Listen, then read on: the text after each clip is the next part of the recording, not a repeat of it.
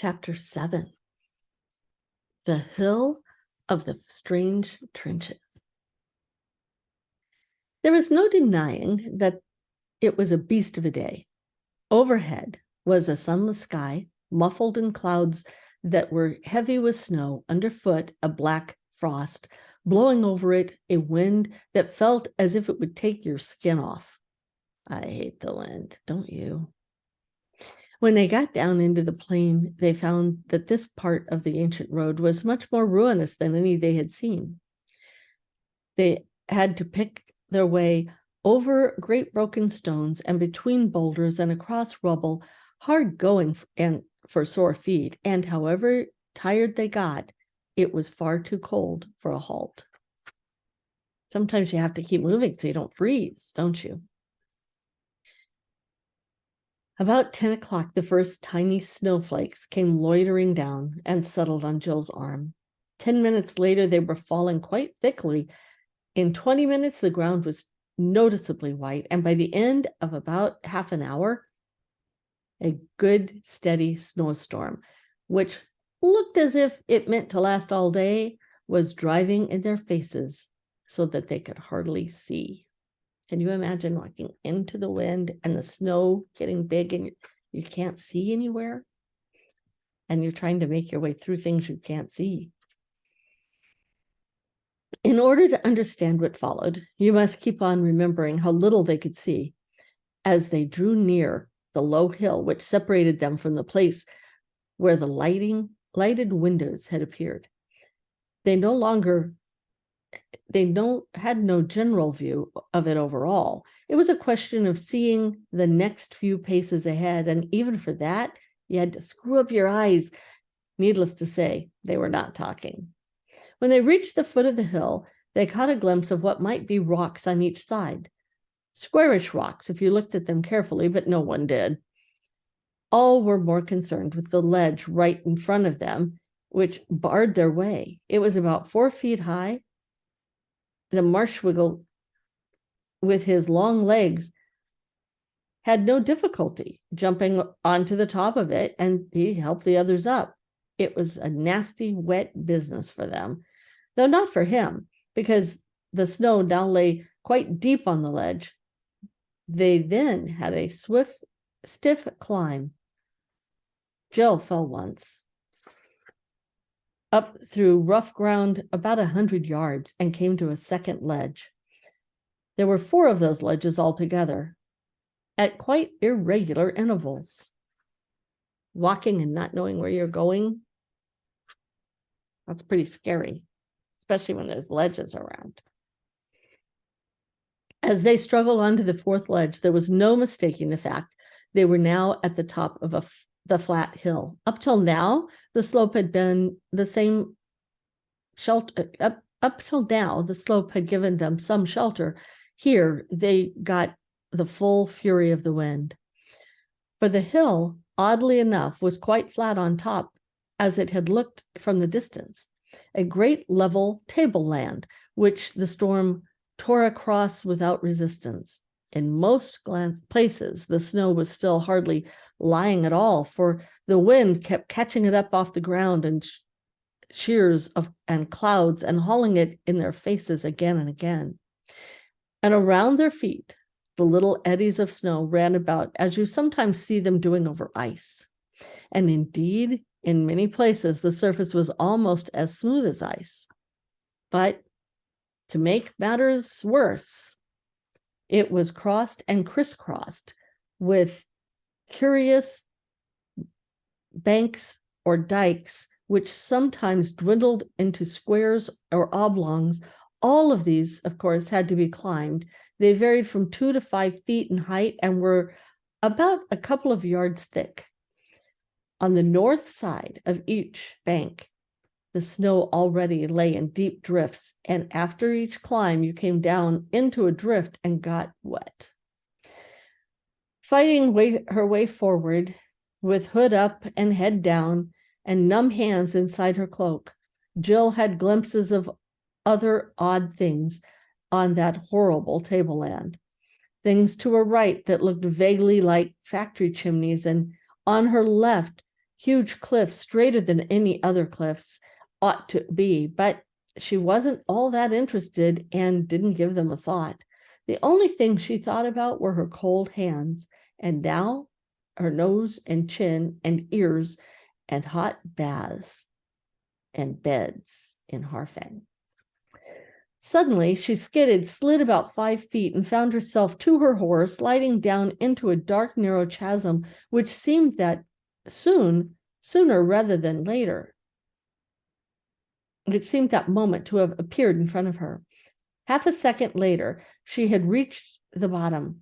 She appeared to be in a kind of trench or groove, only about 3 feet wide, and though she was shaken by the fall, almost the first thing she noticed was the relief of being out of the wind, for the walls of the trench rose high above her. The next thing she noticed was, naturally, the anxious faces of Scrub and Puddleglum looking down at her from the edge. "Are you hurt, Pole?" asked Scrub. "Both legs broken, I shouldn't wonder," shouted Puddleglum. Jill stood up and explained she was all right, but they'd have to help her out. "But it's you who have fallen. But what is it you've fallen into?" Scrub asked. "It's kind of a trench, or it might be kind of a sunken lane or something," said Jill. "It runs quite straight." "Yes, by Jove," said Scrub, "and it runs due north. I wonder if it's the sort of road. If it was, we'd be out of the infernal wind down there. Is there a lot of snow at the bottom?" "Hardly any. It all blows over the top, I suppose." "What happens further on?" "Half a sec. I'll go see," said Jill. She got up and walked along the trench, but before she had gone far, it turned sharply to the right. She shouted the information back to the others. "What's around the corner?" asked Scrub. Now, it happened that Jill had the same feeling about twisty passages and dark places underground, or even nearly underground, that Scrub had about the edge of cliffs. She had no intention of going around that corner alone, especially when she heard Puddleglum howling out from behind her. "Be careful, Pole. It's just the sort of place that might lead to a dragon's cave, and in a giant country there might be a giant earthworm or giant beetles." "I don't think it goes anywhere much," said Jill, coming back hastily. "I'm jolly well going to have a look," said Scrub. "What do you mean by anywhere much, I should like to know?" So he sat down on the edge of the trench. Everyone was too wet by now to bother being a bit wetter, and then dropped in. He pushed past Jill, and though he didn't say anything, she felt sure that he knew she had funked it. So she followed him close, but took care not to get in front of him. It proved, however, to be a disappointing exploration. They went around the right-hand turn and straight on a few paces. Here, there was a choice of ways to go straight on again or sharp to the right. "That's no good," said Scrub, glancing down the right-hand turn. "That would take us back south." He went straight on, but once more, a few steps, they found a second turn to the right. But this time there was no choice of ways, for the trench they had been following here came to a dead end. "No good," said Scrub. Jill lost no time in turning around and leading the way back. When they returned to the place where Jill had fallen first, the Marshwiggle with his long arms had no difficulty pulling them out. But it was dreadful to be out on the top again. Down in those narrow slits of trenches, their ears had almost begun to thaw. They had been able to see clearly and breathe easily and hear each other speak without shouting. It was absolute misery to come back into the withering coldness. And it did seem hard when Puddleglum chose that moment for saying, "Are you still sure of those signs, Pole? What's the one we ought to be after now?" "Oh, come on, bother the signs," said Pole. "Something about someone mentioning Aslan's name, I think, but I'm jolly well not going to give a recitation here." As you see, she had got the order wrong. That was because she'd given up saying the signs over every night. She still really knew them if she'd troubled to think, but she was no longer so pat in her lesson that to be sure of reeling them off in the right order in a moment's notice. And without thinking, Puddleglum's question annoyed her because deep down inside of her, she was already annoyed with herself for not knowing the lion's lesson quite so well as she felt she ought to have known it. This annoyance, added to the misery of being very cold and tired, made her say, "Bother the signs," but she didn't really quite mean it, perhaps. "Oh, that was the next, was it?" said Puddleglum. "Now, I wonder, are you right? Got 'em mixed? I shouldn't wonder. It seems to me this hill, this flat place we're on, it's worth stopping to have a look at. Have you noticed?" "Oh, Lord," said Scrub. "Is this the time for stopping to admire the view? For goodness sakes, let's get on." "Oh, look, look, look," cried Jill and pointed. Everybody turned and everyone saw. Some way off to the north, a good deal higher up than the tableland on which they had stood, a line of lights had appeared. This time, even more obviously than when the travelers had seen them the night before. They were windows, smaller windows that made one think deliciously of bedrooms, and larger windows that made one think of great halls with fires roaring on the hearth and hot soup or juicy sirloin smoking on the table. "Hartfang!" exclaimed Scrub. "That's all very well," said Puddleglum, "but what I was saying was—" "Oh, shut up," said Jill crossly. "We haven't a moment to lose. Don't you remember what the lady said about locking up early? Well, we must get there on time. We must. We'll do if we shut out on a night. What will we? We'll die if we're shut out on a night like this." "Well, it isn't exactly a night, not yet," began Puddleglum, but the two children both said, "Come on," and began stumbling forward on the slippery tableland as quickly as their legs would carry them. The Marshwiggle followed them, still talking, but now that they were forcing their way into the wind again, they could not have heard him even if they had wanted to, and they didn't want. They were thinking of baths and beds and hot drinks, and the idea of coming to Harfang too late and being shut out was almost unbearable. In spite of their haste, it took them a long time to cross the flat up top of that hill, and even when they had crossed it, there were still several ledges to climb down on the far side. But at last they reached the bottom and could see what Hartfang was like. It stood on a huge crag, and in spite of its many towers, was more huge house than castle. Obviously, the gentle giants feared no attack.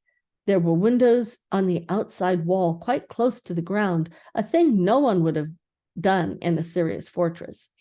There were even odd little doors here and there, so that it would be quite easy to get in and out of the castle without going through the courtyard. This raised the spirits of Jill and Scrub. It made the whole place look more friendly and less foreboding. At the first height of stepping of the crag frightened them, but presently they noticed that there was an easier way up on the left, and that the road wound up toward it. It was a terrible climb after the journey they had already had, and Jill nearly gave up. Scrub and Puddleglum had to help her for the last 100 yards, but in the end, they stood before the castle gate.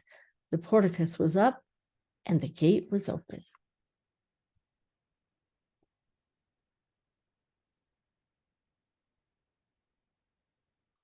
However tired you are, it takes some nerve to walk up to a giant's front door, in spite of all his previous warnings against Harfang, it was Puddleglum who showed the most courage.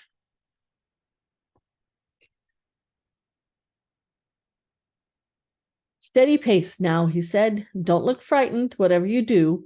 We've done the silliest thing in the world by coming at all, but now that we are here, we best put our bold face on it. With these words, he strode forward into the gateway, stood still under the arch where the echo would help his voice, and called out as loud as he could, "Ho, porter! Guests who are seeking lodging!" And while he was waiting for something to happen, he took off his hat and knocked off the heavy mass of snow which had gathered on him on its wide brim. "I say," whispered Scrub to Jill, "he may be a wet blanket, but he has plenty of pluck and cheek." A door opened, letting out the delicious glow of firelight, and the porter appeared. Jill bit her lip for fear she should scream. He was not a perfectly enormous giant. That was to say, he was neither taller than an apple tree, but he was rather taller than an apple tree, but nothing like still so tall as a telegraph pole.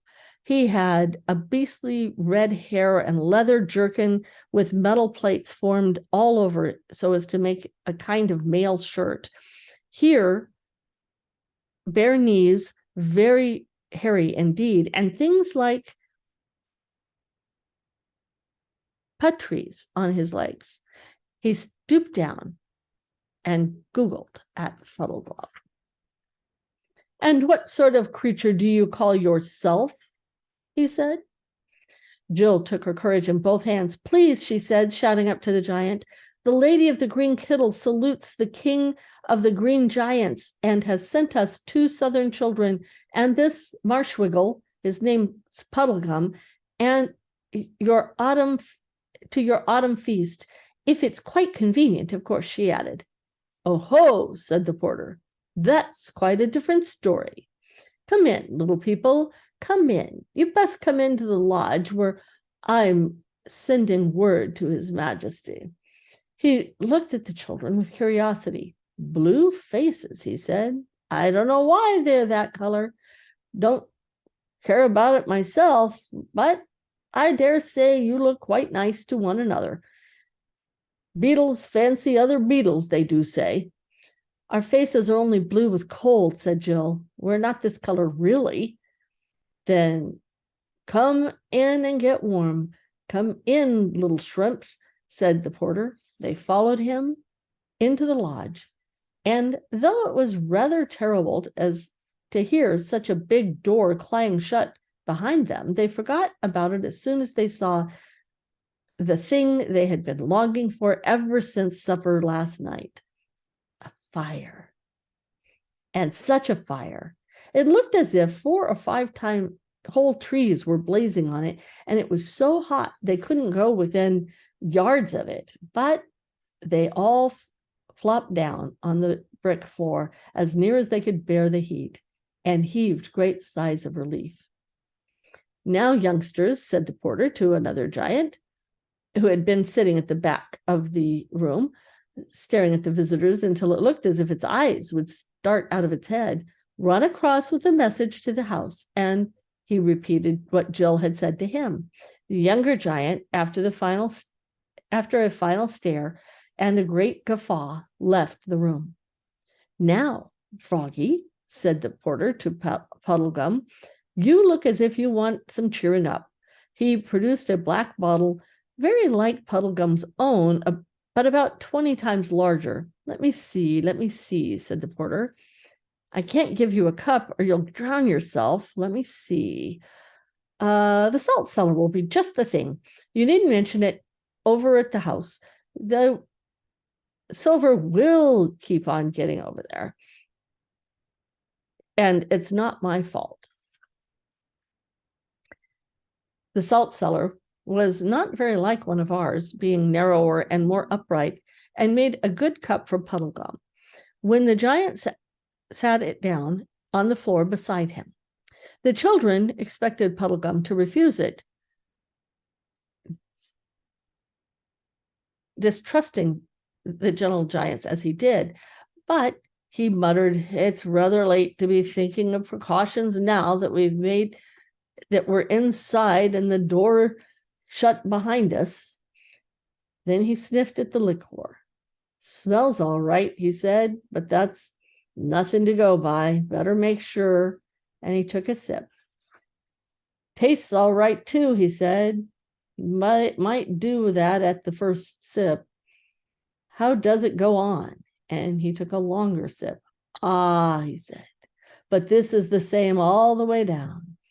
And took another. "There'll be something nasty at the bottom, I shouldn't wonder," he said, and finished the drink.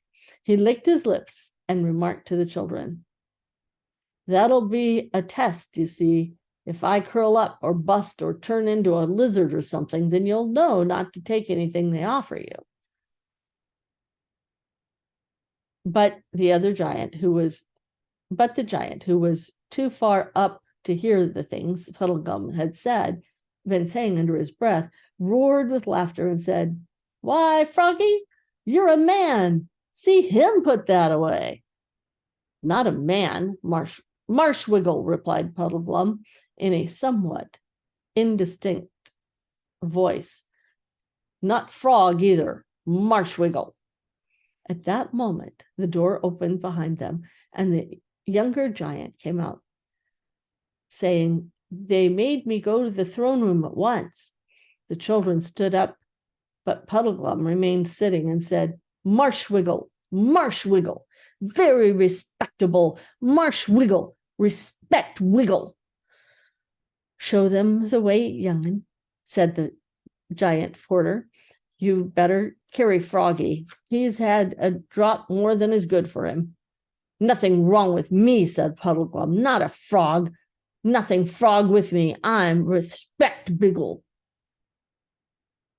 But the young giant caught him up by the waist and signed to the children to follow him. In this undignified way, they crossed the courtyard. Puddleglum, held in a giant fist and vaguely kicking in the air, didn't certainly look very like a frog, but they had little time to notice this, for they soon entered the great doorway of the main castle, both of their hearts both beating faster than usual, and after all the pattering along several corridors at a trot to keep up with the giant's pace. Puddleglum could have caught up because of his long legs, right?